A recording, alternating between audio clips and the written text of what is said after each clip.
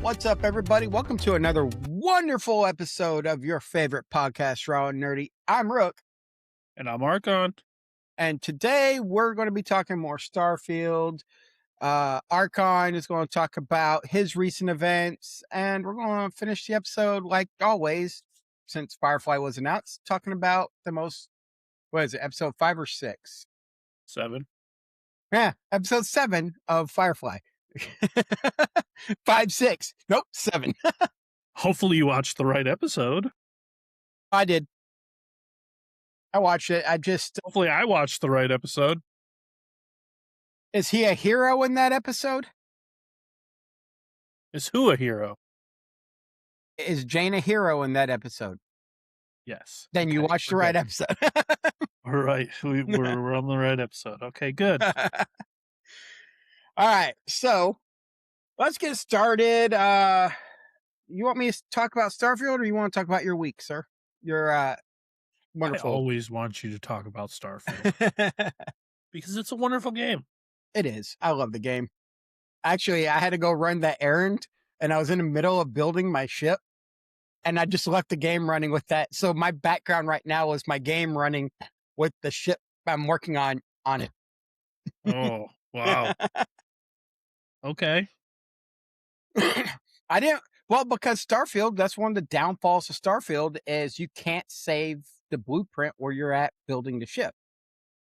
Oh, yeah, that's true. So I didn't want to stop where I was. So I feel like they should add that. They really should, at least just to be able to save where you're at so you can come back and rebuild it, continue on it later.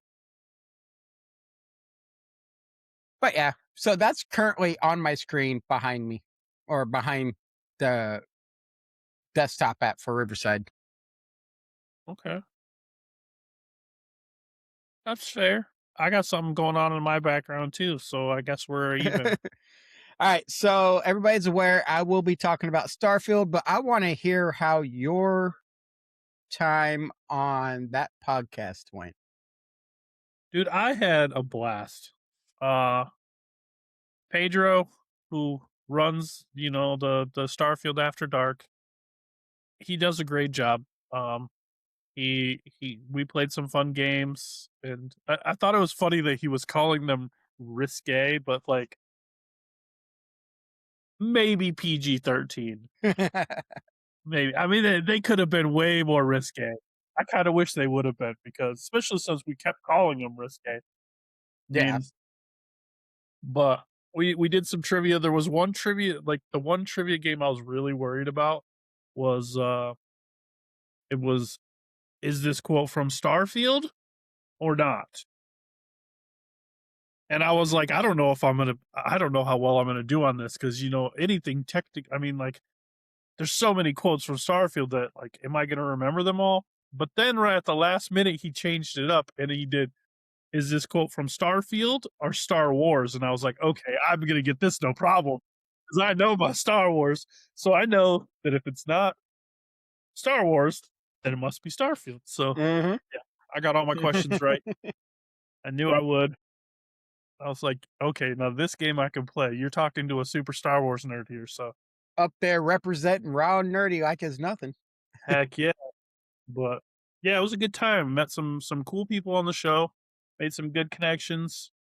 My boy Bubbles, I followed him on his streaming, and he followed us. And there was a dude named Stash. I have to get him on the show. He's hilarious. Gotta love networking, sir. His whole thing is like, he role plays his character live, and he is a Trackers Alliance. Like, he's part of the Trackers Alliance, and he plays that role well, and he's fun. Nice. I like that dude.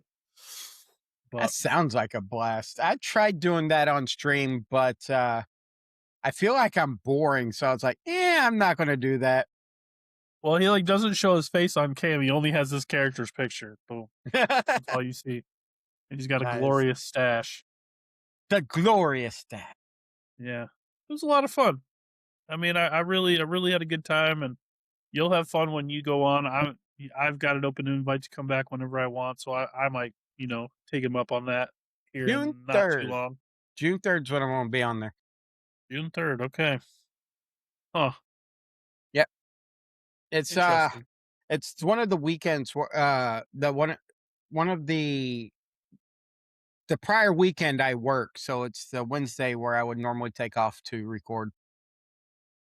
Okay. Yeah, so it'll be So we'll have interesting. to find a time to record that week, or maybe it'll be an off week. We'll have to see how it all works out. Yeah, we got time to figure it out. Anyhow, Alright. So how was your time at Starfield? Starfield's going great. I actually have been following somebody named Cornelius on YouTube. He's a shipbuilder.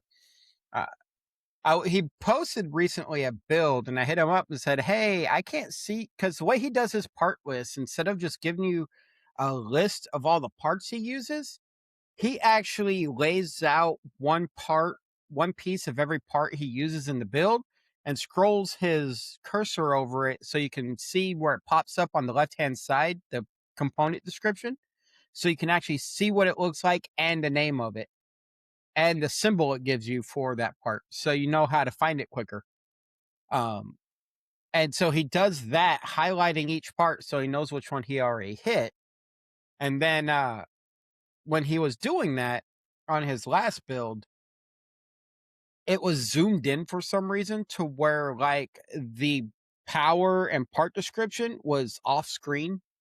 Mm, And he's like, "I did not notice that. Thank you for pointing that out." And then he sent out the parts list of here's the actual better version of it. But I'm building my ship with some inspiration from his build, but going completely on my own for everything else because he had some ideas that I liked. So I'm borrowing those, but I'm using a different bridge, a different back section. Pretty much the neck of the ship is what uh I use from his build for the most part because it's a nice merge of parts that actually makes it look interesting and not flat. interesting, Interesting. interesting. I was kind of a builder this weekend too. Really? Yeah, I built a bunk bed In real from life, scratch. Yeah, from scratch. how'd that go? I was tired after I got done. Yeah, like I went to Home Depot, just bought a bunch of wood, had an idea in my head, and just went with it. Came out awesome. The kids love it, but man, my wife left at about 10 o'clock in the morning, and she got back at about 6. And in that time frame, I went to Home Depot, got what I needed, came home, built the whole thing. Nice. I finished it about 15 minutes before they got home. Wow. Good timing. Yeah, my problem is when I try building something like that, if I don't have some sort of someone that can actually translate what I'm trying to picture in my head as I describe it, can translate it on paper, I have a hard time putting it from here into a build. That's why my ships are hard to come build is I because mean, you did fine with your desk. yeah, but that's a very simple thing, and it's a very common thing people do when they're building their desks. They use these Alex drawers, and the top was basically not a lot of work. It's just what's it called? Sanding, staining, and polyurethane top coat. When I just have stuff where it's really artistic, like the design of a ship or Yeah. a tattoo design, stuff like that. I have a hard time putting what I'm picturing in my head onto paper. It's funny because when the last time when you played Dune with me, you didn't have any issues with like building your place. Like you were able to put that into motion pretty easy. I took some creative liberties, but I used some people's already build designs and I went my Gasp. own way with it. What? Here, I thought you were building this creative thing, and you were copying. No, the only thing I copied was the two sides where the way they had it set up to went all the way up Mhm. to the top where it had that alternate colors. I like that. So I just was making sure I did it the way they did it. But the rest of it was my design. See, once I get going and I see it starting to form, I can build it. It's getting it that starting going. Yeah, like in Hightail, you built some pretty cool stuff too. Yeah. That one is, let's see, I the house I built, the base of it was based on a marble design that somebody did in Minecraft, but the top of the house was completely mine. And then the longhouse was following somebody's build, but I'm modifying the interior of it. You say modifying as if you still play it at all. I haven't jumped in a while, but it's still there. We I still got haven't our, jumped in a while. Hey, my son still jumps in. yeah, at He least still somebody's plays. on the server. Yeah, he still plays. I told him I was like, "Hey, just so you know, yeah, Rook doesn't really play a whole lot anymore, so I don't know how much longer he's gonna keep the server up, but Figured I'd keep it running for until we are officially done with the game. I don't mind keeping that running. So back to Starfield because we from we were on the subject of building. I know, right? I mean, it was a good deviation. But no, so I've been doing a lot of exploration and I'm seeing a lot of people in comments saying they are having a hard time finding the defunct broadcast station, which is where you find the moon jump. Well, that's because it's not in the same place for everyone, It's not, it's a random POI right? And you can to build. find 50 defunct bases and the moon jumper won't be there. Like it's not always there. No, the moon jumper is always at the defunct broadcasting station, but that POI does not populate I that have often. I've read several people say that they have found the defunct broadcasting station and they did not find the moon jumper. They said that they found like 6 or 7 different ones and no moon jumper yet. That's weird because everywhere I've read online and in my gameplay is I'm finding it only at the defunct, unless somebody their games are bugging out because I don't know. I heard it was just completely random. And I heard one guy said he found it somewhere else. Wasn't even at the broadcasting station. interesting. Oh, So maybe I see it like every time the defunct broadcasting station appears. really. Well, I have not done it myself, so I don't know. Yeah, but I'm finding out that space is a lot more alive than it was before. There is, instead of everything being abandoned or deserted, there's actually mining outposts. There's actually more different types of scientific outposts. There's more civilian things being populated. So the space isn't feeling as dead as it did before. And I'm actually enjoying that. Except for when I'm trying to get money. So I need more deserted stuff and more abandoned places to appear so I can get more money. There's easier ways to get money. I don't feel like making a bunch of adaptive frames. Well, then you must not want money. Yeah, actually, I was looking at it. I'm thinking about going to Bessel 3B and actually building on that one point a lot of people say is the best point to mine on. That way you can actually have all 5 resources and just gather them and build a bunch of adaptive frames. I'm going to probably build my first factory in Starfield in that location because I haven't built a factory in Starfield in over 1,000 hours of gameplay. You know, it's time, and that is the spot. That's always been my favorite spot. Yeah, that's what a lot of people say. I'll probably do that later tonight if I get my ship build done. Because right now That is my primary thing. I need to shorten it. I think I got something else on it because it's showing it's 48 meters long on one side. So I think I got something not attached to the ship. Hmm. But yeah. So I've been doing a lot of exploration as always because I've been looking, and then Mossy's been sitting there sending me ideas of lakes surrounded by beautiful mountains.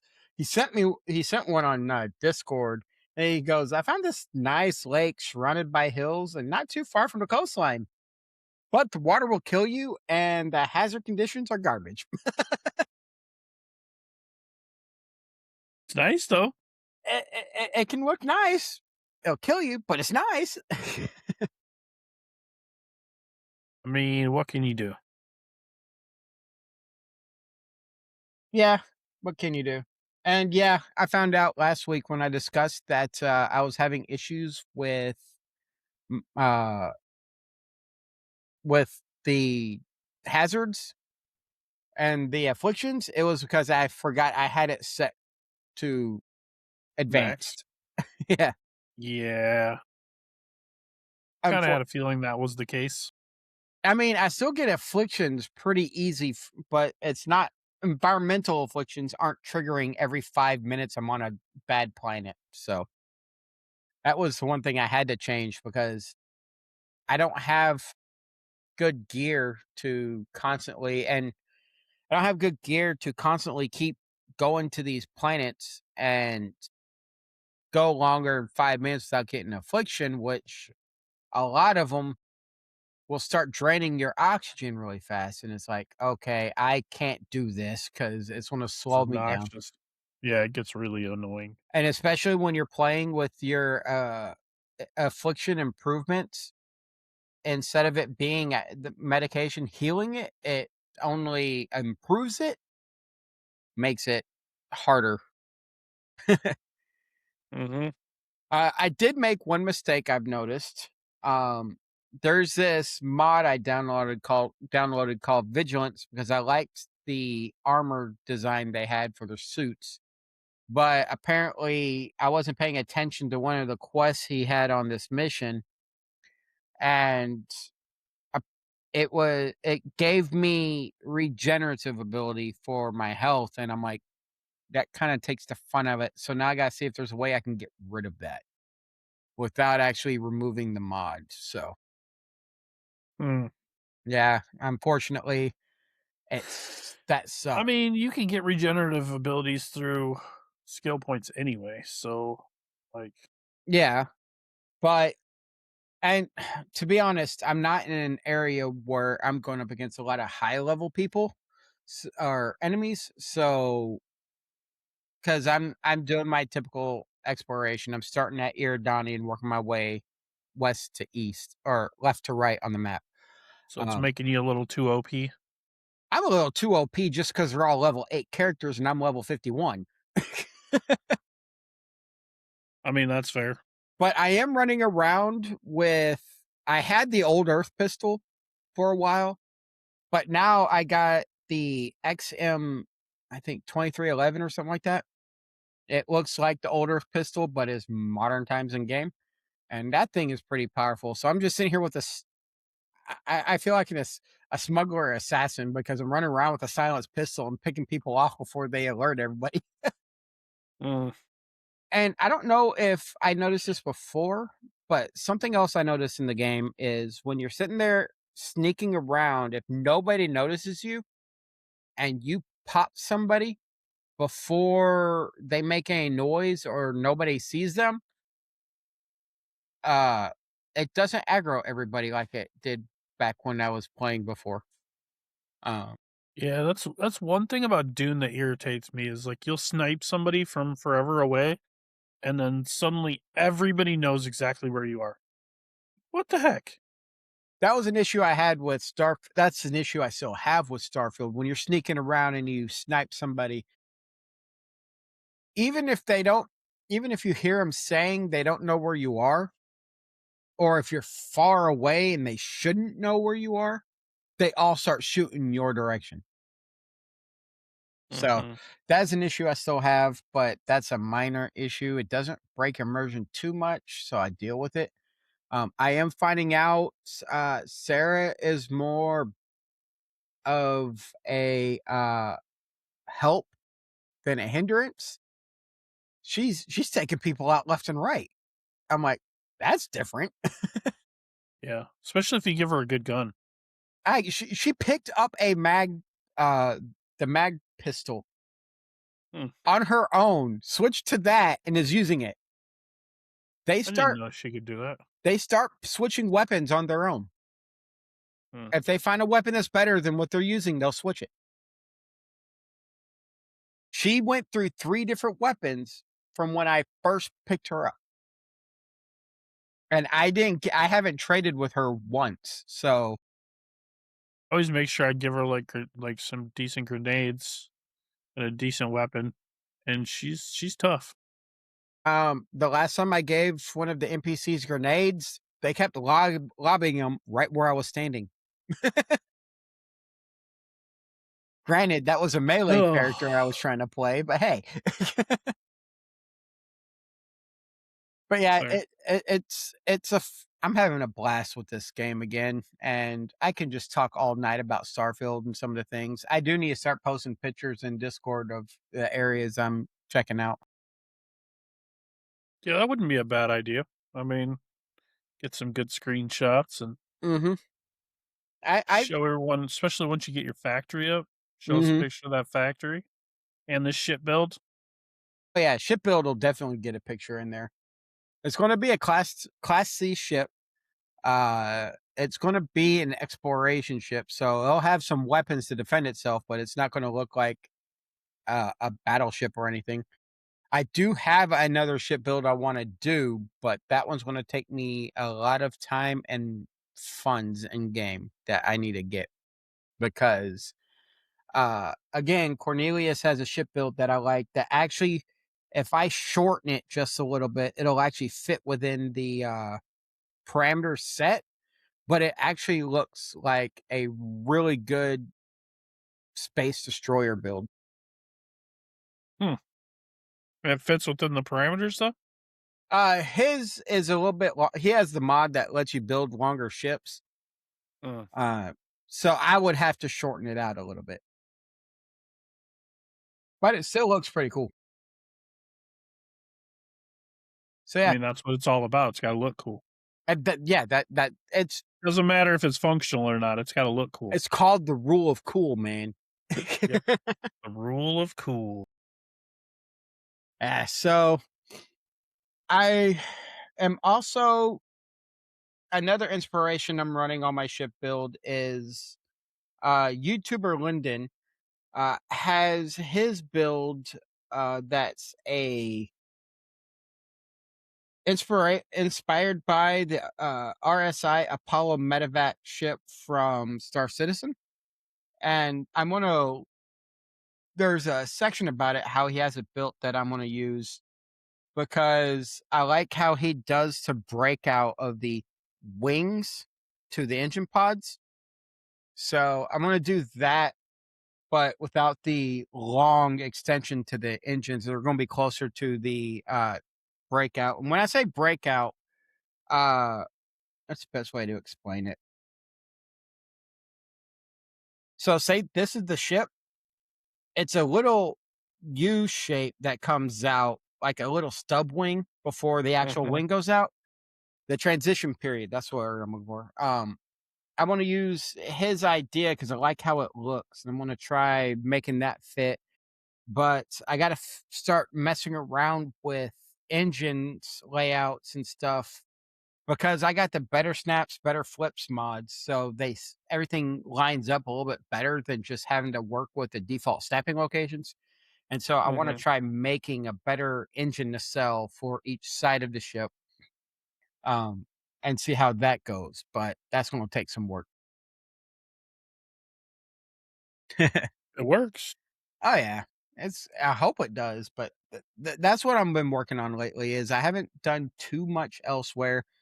Uh, but I have been working a lot on shipbuilding and trying to make better ships with mods. Yes, I have gone away from my aversion to mods, obviously, because you can make cooler looking ships with these mods. And it's not like I'm putting gameplay changing mods in there hardcore. Um, I did one by accident. The rest are all ship part. Mhm. Accident. Hey, I thought the suit looked cool. I didn't know it was going to have the regenerative ability in it. And the suit is actually decently balanced because I picked up a set of bounty hunter armor that had one stat lower than what the suit I'm currently wearing is, and that's because the suit I'm currently wearing is legendary and came with the ballistic shielding already attached to it, so it had a higher ballistic setting. But yeah, shipbuilding mods. I kind of like how a lot of them are set up, and I'll post the ship as soon as I'm done with it. I'm gonna spend the rest of the night working on it, most likely. I spent most of the day working on it, so. Okay. All right. So if y'all have any questions about Starfield or y'all have any topic ideas you'd like to hear me and Archon bounce off of each other, hit us up uh, in our Discord, discord.gg/raw podcast, or linked in the description below. Because I like talking about Starfield and Me too. Archon likes talking about Starfield. So, oh, by the way, I was thinking one of the quotes, if he would have said that, I would have said, I used to be an adventurer, but then I took a bullet in the knee. There's something similar to that where they say, and but instead of finishing it, I took a bullet in the never mind. Something like that is what they say. Nice. I actually heard that. I was like, oh my God, that's funny. So, sir, you got some Dune you want to talk about? Dude, I played Dune. I know you're shocked, but Totally. I'm working on my character and he's pretty tough. My shocked face. He's a trooper slash Bene Gesserit right now. So like I got my grappling hook and I got my super speed and it's he's a lot of fun. Like I'm working on the quest that unlocks the last final skill for Bene Gesserit. But I've got like rank 3 of everything. I need to start going through and doing some of the other ones as well, unlocking some of the other things just for the extra added stat bonuses and stuff. But for now, I'm liking where I'm at. But That's good. I did something the other day that I have not done in Dune yet. I made myself a carrier. Really? Yeah, How big it is took it? a lot of farming. Oh, it's massive. She wanted to It's say hi. there's Ezzy. There she is. Yeah, she just wants to say She hi. wants to say hi. You wanted her to say hi, I wanted her to say hi too. but yeah, I built a carrier and it's massive. And you can build. I don't know if you could do this before. I don't remember it before, but you could build these giant cargo containers Mhm. that look like shipping containers, basically, that will hold like up to 15,000 pounds.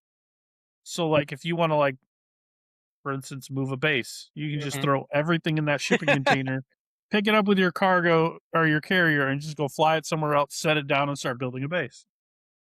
And you'll have all your stuff Nice. right there. But the weird thing about it is that the shipping container isn't considered a storage unit like your like normal ones, you know? Okay. It's considered a vehicle. It's considered one of your vehicles, That's which I weird. guess makes sense because the carrier before was designed to be able to pick up your vehicles and move them around. It could pick up your buggy or it could pick up your little like vacuum thing and move it around to where you wanted it and drop it down. So that's probably they probably added it as a vehicle so that the carrier could pick it up without having to recode the carrier. That would make sense, but that still sucks when you're trying to transfer cargo. Yeah, but okay, so like I don't know if you remember this or not, but you could go to your container and you can transfer things from the container to the ship or from a ship to the containers Oh yeah, I from remember that. directly in there. So you can just like go to your containers and just transfer everything to it. which is fine. Like it works fine, Okay, that makes sense then. but it's kind of cool. I haven't used it for anything yet. It just have it, and my next goal is to build one of the little vacuum thingy bobbers. But they got a new vehicle in the game What's the new vehicle? that's like it. If I had to describe it, I would say, do you know the game Twisted Metal? Yes. Do you know the character Axel? Yes. Why did I It's think just that's who you were going to mention? it's just two big wheels, and you sit in this little pod in between the two big wheels, and it's wicked cool, and it's fun to use out in the desert. It goes really fast. It's got no storage or anything. It's basically just for getting from place A to place B, but it's really fast, and it handles really crazy. Like it's got really sharp turns and stuff. Nice. But you have to have the DLC, which if you bought the collector's edition of the game, which of course I did when it came out, then it comes with all the DLCs, including the new one that's about to come out. But I don't know, it's kind of fun, and I have to have one of all the vehicles. Oh, wow. They named it the tread wheel. Yep, the tread wheel. That's See. pretty cool though. It's Uh, fun. yeah. It handles well. But the only problem is it's not big monster truck tires and you're not holding on to the tires like they're No, part of your arms. trademarked. Yeah. But no, I've seen similar items, not those exact ones, but similar in some other games but most of those were more like a unicycle bike where you sat in this center and the tire rotated around you. Right. This one Yeah, I've looks seen more something like that. stable. Yeah. But gosh, what was it? Oh, I found out that you can customize now like not only can you change the colors and stuff for your vehicles, but you Mhm. can get different swatches for your vehicles and stuff too. So like instead of just having the standard ornithopter, my ornithopter looks really freaking cool. Like Google a picture of Harkonnen ornithopter swatch and you'll see what my ornithopter looks like. And it looks really freaking cool. Say that again. Harkonnen, because I'm the bad guy this time. The Harkonnen ornithopter swatch. Let's see images. See. So instead of just looking like the standard ornithopter, it's got like a different look. That's a cool cockpit design. Yeah. With the little like all the windows around it and kind of looks almost like a Yeah. bug, but it looks really cool. And Yeah, then it it's like the red and does. black color of the Harkonnen, so it's like, yeah. Yeah, it doesn't look like it doesn't look like a flying spaceship with flappy wings. It looks like a bug. They have one for the buggy too, which gives it these weird like the tires are almost like balls. Yeah, you gotta look at the buggy now. Cause yeah, Big round things with a balls. bunch of pipples. And it also looks more buggish than Buggish, yeah. they have a lot more round designs versus Right. the Atreides one. Yeah, I don't even know what the Atreides ones look like because I don't know. We went straight Well, Harkonnen, which was a mistake because our server is like apparently 90% are Atreides, and like they win all the lands red things, everything. so the Atreides is the more straight lined, has the Same. tracks on the buggy. Their ornithopters look more like helicopters or spaceships with flappy wings instead of bugs. Yeah. Lame. So yeah, Lame. I kind of like how that buggy looks though. The Atreides one? No, The Harkonnen one? yeah, the Harkonnen one actually looks more like a vehicle than a tank. Yeah. I like it. So I figured that out, so naturally I started playing with that, and, I get distracted really easy in that game, like, my buddy Chris is he hasn't even played in the last couple days, but he's still, like, 30 levels higher than me because he, like, just goes through all the quest lines. Mhm. I'm more of a, "Ooh, how can I build my base to make it look cool?" "Ooh, look at all these cool variants for all these buggies I can get," and The "Let only me go do reason this quest let me go do this quest line to unlock the tread wheel even though I exactly, don't need it." that's the only reason I did quests, and it was mostly a tradies quest so I could unlock stuff with the faction. Yeah. So that's kinda mainly what I've been working on. But right now, I'm doing something I shouldn't do, What's that? downloading Diablo 4. Really? It's dude, it's got the new expansion just came out, and, Yeah. from all my friends that dogged on it so bad and said PoE2 was way better and everything, now they're all saying, like, "This is the best that Diablo 4 has ever been." Like, it's actually pretty solid now, and they've added a bunch of really cool stuff, and so I'm like, "Alright." You notice they didn't say it was better than PoE2, they just said it's the best Diablo has ever been. I don't know if it's ever gonna be better than PoE2. I mean, it's the one thing that my friend said that, like, kind of I like is he said that in the end game, he actually feels like he's good at the game. Or like PoE2, no matter how good you are, you see these other people and you're just like, "Yeah, I'm just really not that good at this game because these guys over here are just absolutely destroying everything, and I'm just lame." But in this game, like, when you get to the end game, you actually feel like, you're good at it. Oh, that's good because that's part of the reason I didn't like PoE is because it was like, I'm not good at this Hard? game. It's hard. It's very hard. It's like somebody tried taking uh, a Souls like game and making it a Diablo like game. An ARPG, yeah, but I don't know. I've also been, watching a lot of videos this week on EverQuest Legends. Mhm. I cannot tell you how excited for this game I am, man. It sounds like it. When it comes out, I'm gonna be talking about it for a while. It looks so good. The more I watch on it, the more I see what they're doing to it. It's basically like I almost feel like it's not even EverQuest. It's set in the exact same world as the original EverQuest, so all the dungeons will be in the same places and for the most part, and like everything will, like the world wise will be the same, but the rest of the game is just gonna be completely different. Nice. That's good. It looks so good. They're changing how a lot of the spells, how they work. They're changing like how the classes meld together. Like one of the big questions I had, like I really like bards. They're like one of my favorite EverQuest characters because Mhm. you can run around playing songs and stuff. And I was like, well, how's that going to meld with another character? Because like with a bard, if you try to cast a spell or anything, it stops their songs.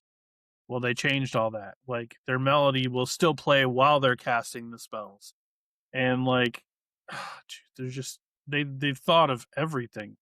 And they made it to where like one really cool thing I like about it is that there's a difficulty system where like Mhm. you can go into different instance versions of zones that are just yours, but you can set the difficulty to be like tier one, two, three, or four, depending on how hard you want it to be and how hard you want the monsters to be. And like obviously the harder they are, the more experience they give you and the better loot they'll drop and stuff like that. And like, oh, just they're changing. It's so good. But they said that like on tier three in the beta test and everything on tier three, everything, people have been able to solo anything, like everything in the game Mhm. on tier three. Tier four, a lot of it can be soloed, but some of the raids can't be. Like you actually will need friends to do the raids. You'll So actually they're need making it friends. super yeah, they're gonna make it they're making it super casual to where you can like play at your own pace and play how you want to play, and be able to get gear to combine with other gear to make other gear and like level up your gear. The, the gear system is sweet. Like you can take two people, like say you have a short sword of the Yakisha. You can combine it with another short sword of the Kisha to make a short sword of the Kisha +1 that makes it stronger than the previous version. And then Okay. you can keep combining it and going up. It goes all the way up to like +10. And then you can add like sockets with other stats on it to make it stronger in a different way. And like the way you can customize your gear is insane. That actually sounds very beneficial because there's a Yeah, lot of games where you just constantly get same copies of a sword and it's like, this ain't getting any stronger. Now right. they And you can do it with like any of your armor. Like nice. you find leather bracers, you can combine them with leather bracers to make leather bracers +1 that'll be stronger, and so on, and tell you like, and you could take like if you got a piece of gear like rubicite armor in the original game was always super sought after because it was this really cool red plate looking armor that everyone loved. You can take the appearance off of that and put it on something else. Nice. So that if you find that like if you have really cool gear that you really like, you can make it look like this other cool thing, you know? Very So I mean, nice. they're doing like anything that I could think of throughout the years that man, I wish they do this at EverQuest. They're doing it in EverQuest Legends. So it's gonna be so fun. Man, I wish I So could do this. Well, guess what, sir? yeah. That's one game that like I think with a group of like 4 people, you'll be able to do anything you want in that game at the max tier difficulty if Nice. you have the right setup of classes. That's good. I mean, raids can go up to 8 people, so we'll see how that works. But they were talking about how like you could even like your epic weapons and stuff, you can even upgrade those. But you don't have to do the epic twice. You get these things in raids. They're like tokens that help you upgrade stuff too for like the harder to get items. But like I don't know, dude. I'm so amped. And when this comes out, I'm sorry guys, but you might as well just play it because everybody might as well just play it with me I because they're gonna hear about it. I haven't played EverQuest in a very long time. July is a good time to start again. I tell you what, in July, I will run with you in EverQuest Legends. Score! Oh, yes. When does it come out in July? I don't think they've given an official date yet. They just said July. They should So release it it's on July 2nd. I don't think that'd be a good idea because everybody's gonna be gone for 4th of July and stuff. Yeah, but it'd be You on don't my want to birthday. release it right before everybody's gone. But it'd be on my birthday. Yeah, but I don't know. I think it'll be after 4th of July weekend. It will be. I think it'll probably be more mid-July.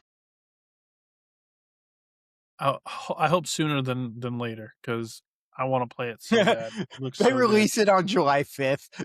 And it's funny because like all the beta testers have like these NDAs so that they don't let so that no information can come out. And then the publishers like just keep releasing all this information Yeah, about it. It's because like, they want to be the source of the information. They don't want people just randomly talking about it yet. well, we're So all randomly talking. so one thing you gotta remember though, I don't is the developer an American company? I think so. It's Daybreak. Daybreak. Let's see where they're Daybreak Studios. Game company. There it is. Where are they? But man, the ultimate. They've made a lot of games. Let's Yeah. see. I mean, it was the original developer was Sony Online Entertainment, Yeah, but they sold it to Dark Paw, who then sold it to Daybreak. contact. Haha. uh, oh, y'all suck. Contact support. I want emails. Y'all suck. Where How do you is want emails? Daybreak? I wanted a company.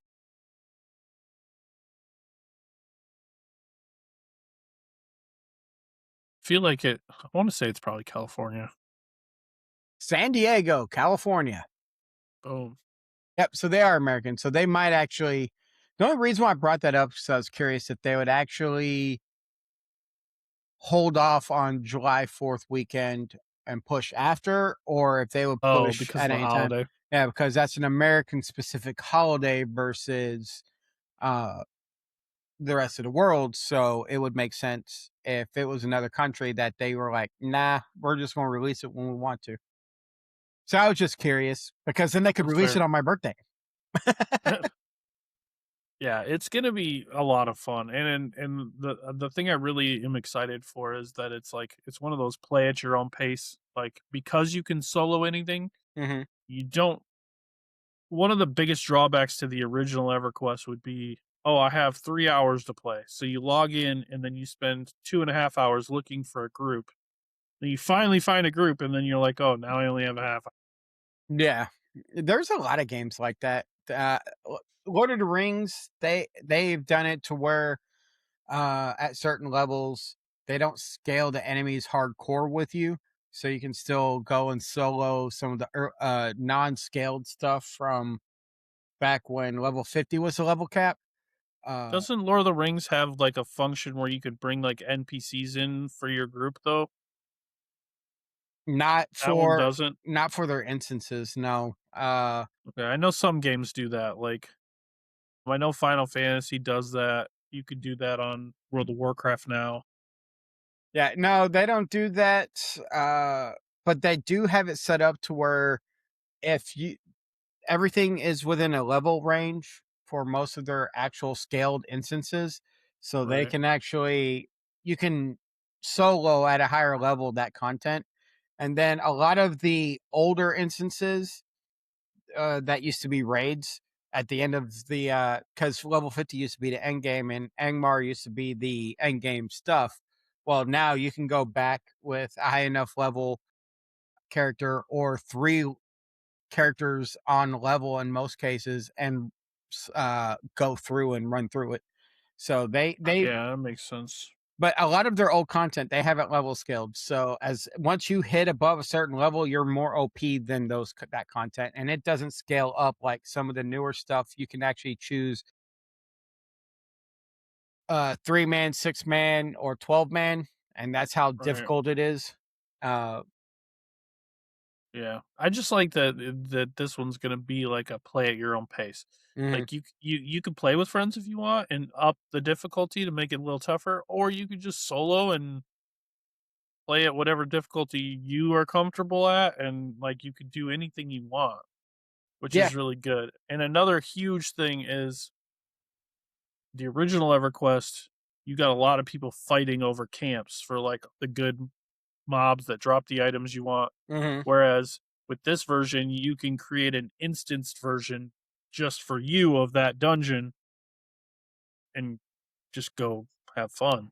Like you don't That's have good. to worry about competing with all the other people or getting trained by the other people and killed and things like that. And I mean, there's just so much positive about it. I'm That stoked. that's one thing I do really like about Star Wars: The Old Republic and the way they did their instances is all the story content is instanced.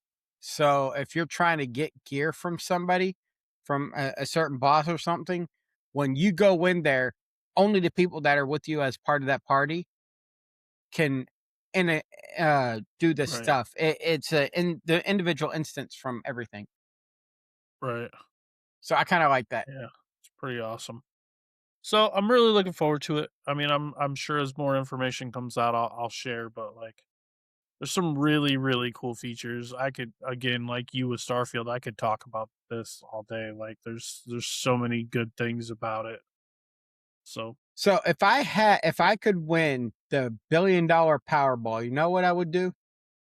I would contact Sony Online Entertainment and actually purchase or attempt to purchase the rights. Oh, and Disney, Sony Online Entertainment and Disney, and try purchasing the rights to Star Wars Galaxies to have it remade and official again instead of having to use legacy servers.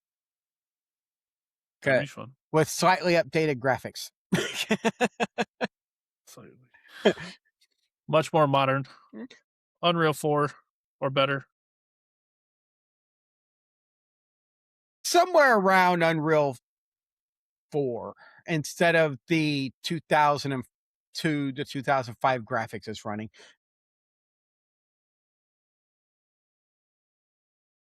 All right, man. It's that time. Yep. So Firefly. as everybody heard at the very beginning, Jane's a hero and didn't even know it. Oh my gosh, dude. This episode was so funny. Dude, I just love how when he goes into the place, he's like, "All right, now everybody hates me. I gotta dress." He needs dressing up in Yeah. this really hot clothes and I all gotta hide. that. Last time I was here, it didn't go so well. Dude, the beginning where he wrecks the doctor's sick bay and like he's taping a gun to himself, and Mal's like, "No, you're not bringing a gun," and he's like, "Oh yeah, I need one to protect myself." Mal just looks at him. He's like, "Why are we talking about something that's already been decided?" Love that phrase. It's like, whoa. And then he goes in. He's like, That's that when was so tough. He's just like, "Why are we still arguing about this? I already told you what we were doing." you need to use that at work, though. Why are we talking about something that's already been decided? And then I might use that one at work. watching when he goes to take the tape off, he's like, Yeah, it doesn't hurt. yeah. Then the reactions while they're down there at the statue. I know. He's like, "All right, let's move on," and they're like, "We can't. We're just gonna sit here and stare at this marvel. Like, what is this?" And the doctor, he's like, "I think this is what going mad feels like." Yep, and then later on, he goes, "Nope, I'm pretty sure this is what going mad feels like." Oh yeah, the song, "The Hero of Canton." But- Jane, the hero of Canton. so fast forward a little bit, we learned the story of why he's the hero of Canton, and it was completely by accident. He accidentally Robin Hooded himself. Yeah, stole from the magistrate and had to dump cargo while he was trying to escape. So he threw some of the money over and fell And his friend. and his Or his partner. I wouldn't say friend. Threw his partner off the ship to try and like really, did he think that was going to be enough weight to help? Apparently, I don't it want to throw away the was. treasure, so let me chuck him out first. No, he threw off the other half of the reward. So he threw off half the reward and threw off his partner, so he had his half. What did you think about the doctor being put in the doghouse by Kaylee? Oh yeah, she's like, "Yeah, that wouldn't be appropriate, so you can just stay here." Well, he is kind of dumb.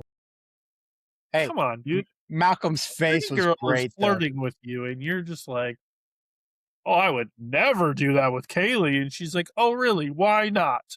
Like, what the heck? And then Malcolm's face when she's saying that. Yeah.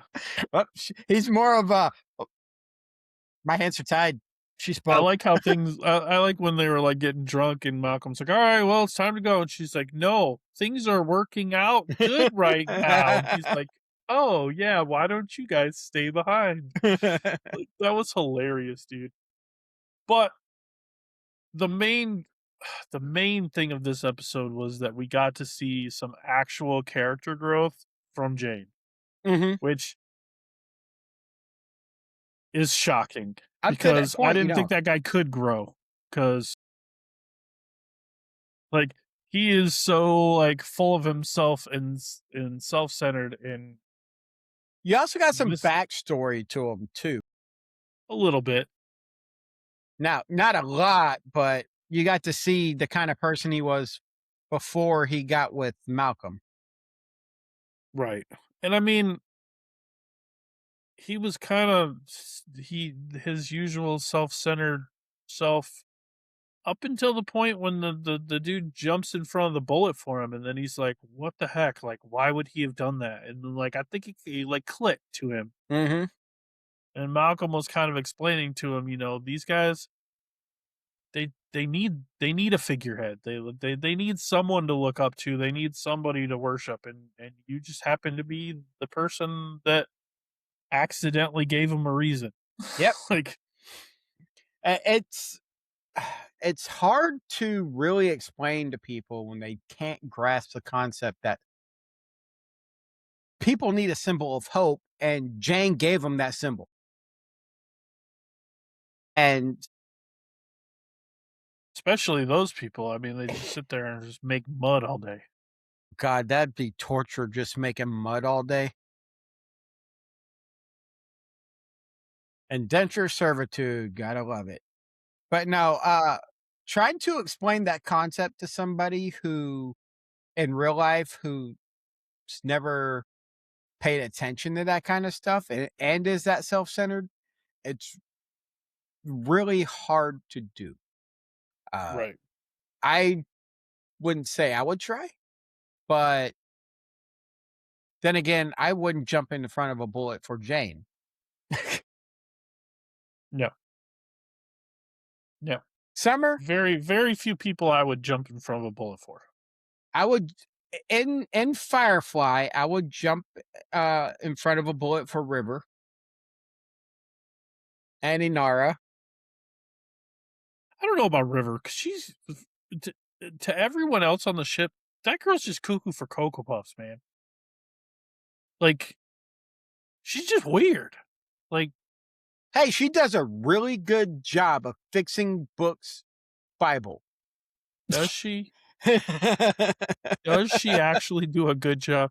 Oh my gosh, when he like let his hair down and it scared her and she went running and hid. Oh, I was laughing so hard. And she's like, "Don't worry, he's gonna put his hair away." And she's like, "It'll still be there." God, that was just funny.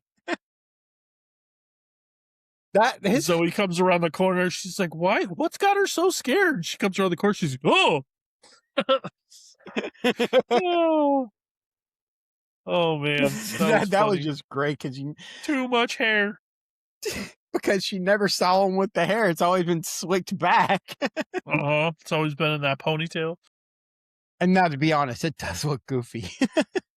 Man, if you weren't expecting it, you come around the corner and there's just all that hair. Like, yeah. I mean, I wonder because the show's it's a show, so they had to do takes of that scene. I wonder the first time they did that take, did she really jump when she rounded the corner? I mean, that might have been the original take. It might have been just so good. They're like, roll it. We're going to Because use that one.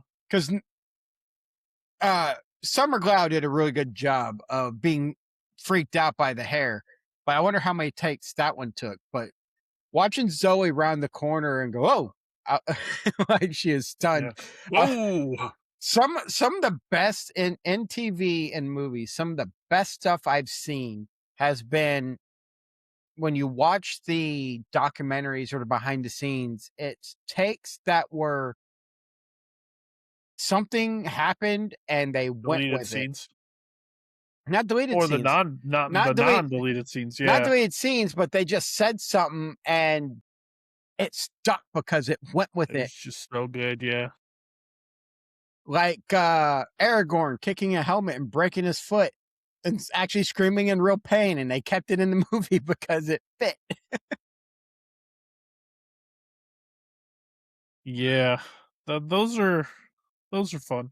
Like some of the ad lib scenes and stuff like that, Right. where they just like that scene in Goodfellas. I was actually just watching a thing today. That scene in Goodfellas. You know that movie? I know the movie. I don't know what scene you're talking about because you haven't given me any details. Well, I didn't know if you knew the movie or not, but there's a scene where Joe Pesci is messing with Ray Liotta, and he's like, "What do you mean I'm funny? You Oh, saying yeah. I'm a clown? I'm here to entertain you." Apparently, that whole scene, Joe Pesci just like improvised it. It was completely off script, and like Ray Liotta's reaction was like real. So what I would like to see is so everybody knows. Well, not everybody. Some of our younger viewers probably don't know him, but Jim Carrey from his Ace Ventura days. I think everybody knows who Jim Carrey is. But Jim Carrey from his Ace Ventura days. I was reading backstories and stuff about what the script said, and some of the stuff where he acts crazy, the script says Jim Carrey be Jim Carrey. Yep. Ad lib. Some of these guys. There's a lot of scenes that he does in a lot of his movies that were just like completely just made up by him. Hmm. And just seeing that kind of stuff from actors, and then the stuff they just roll with it. I like the professionalism of actors when somebody does something so off script and then they just roll with it, and the directors are like, "This is just too good. We're keeping it." Because I've seen too many stories of directors being like, it wasn't my way, so we're gonna retake."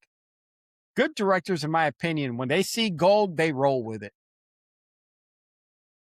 And Josh Whedon was a good director and producer, so they rolled with a lot of stuff.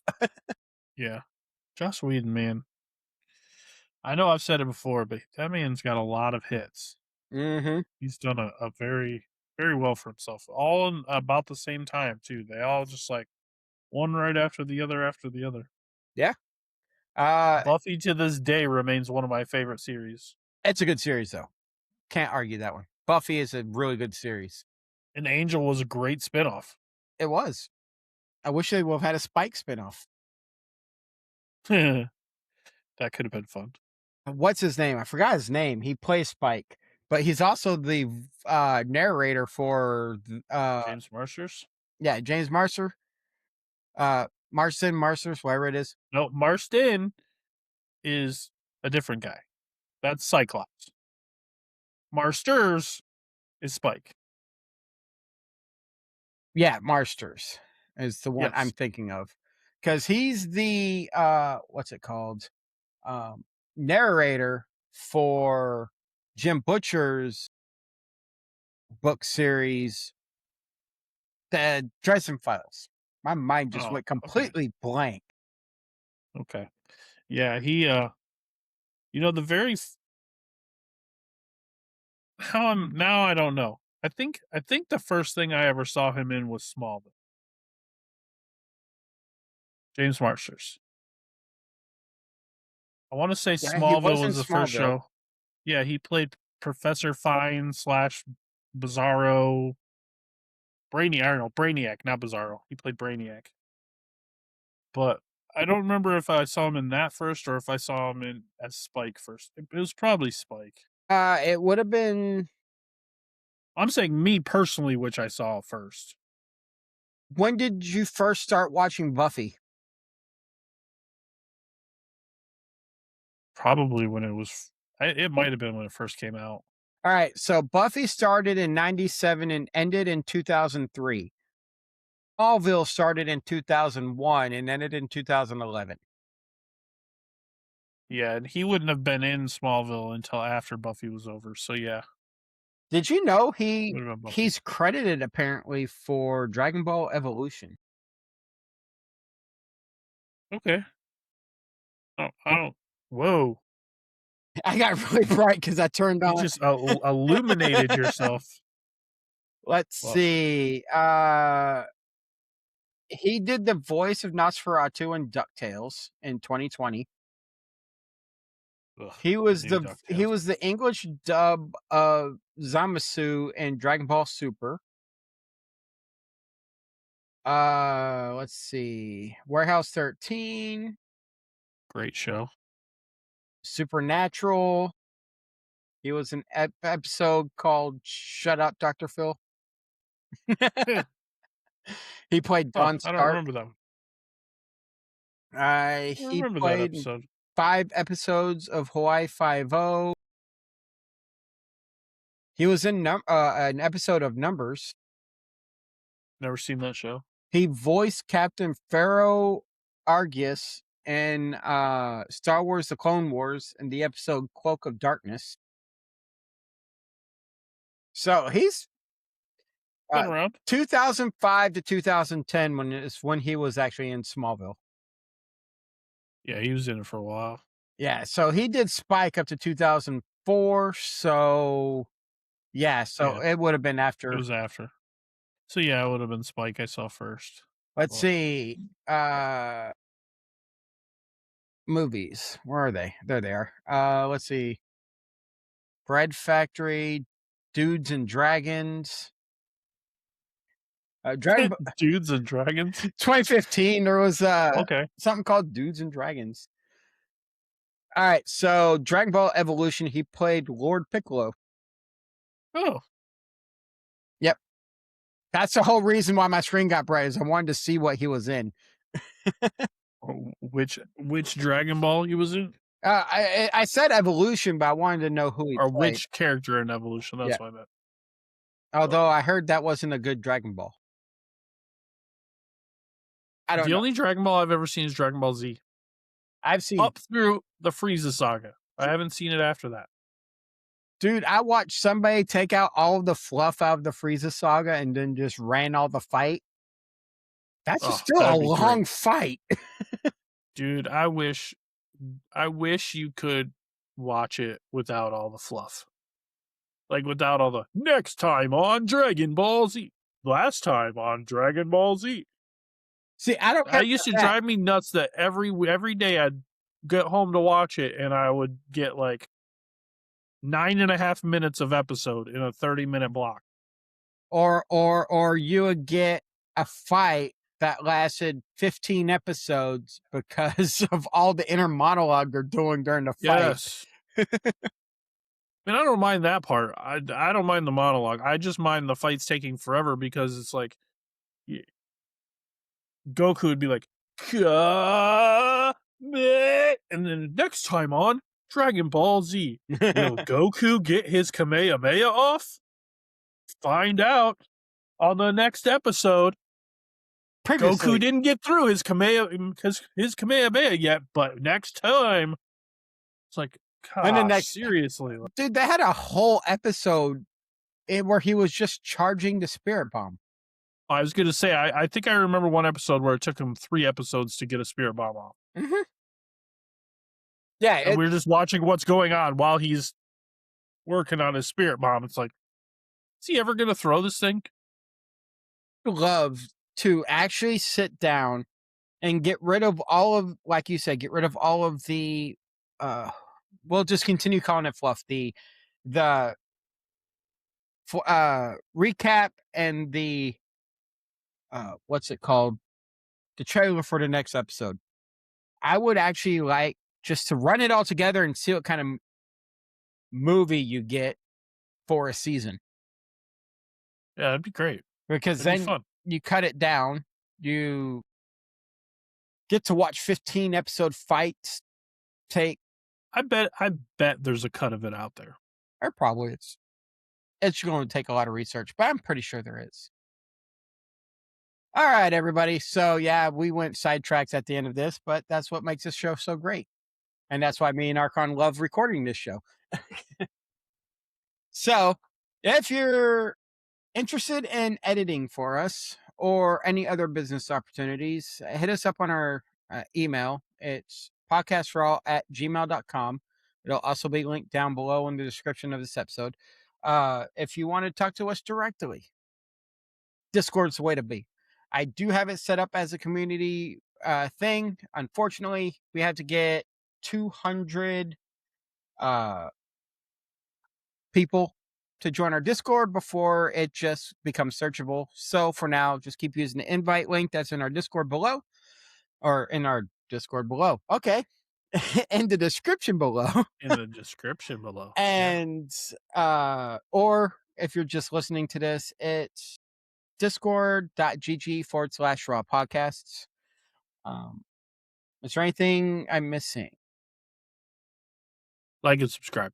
Like and subscribe. Yes. If you like this episode, you like any of our previous episodes, please like and subscribe. It helps us get to more viewers. And we just love making these. So we'll continue making them. But it would help us out greatly. That it would. All right. So everybody, I hope y'all have a great day. And from me, stay nerdy.